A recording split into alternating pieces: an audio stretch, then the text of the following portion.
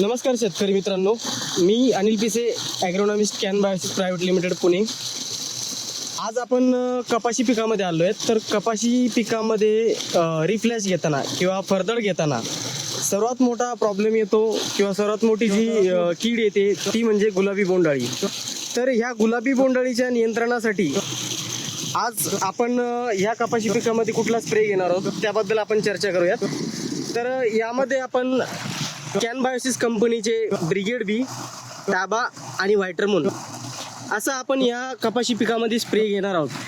Brigade बीमध्ये ब्युवेरिया बॅसी नावाचा जो घटक आहे तो घटक गुलाबी बोंडअळीच्या सर्व प्रकारच्या अवस्थांना कंट्रोल करण्यासाठी खूप मदत करतो. आणि त्यासोबतच ताबा आणि व्हायटरमोन आपण रिफ्लॅश घेताना फुलांचं किंवा फळांचं प्रमाण वाढायला पाहिजे यासाठी आपण ताबा आणि व्हायटरमोन घेत आहे.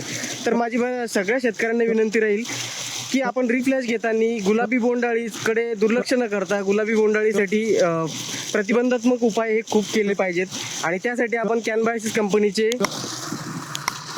ब्रिगेड बी हे नक्की वापरा. धन्यवाद.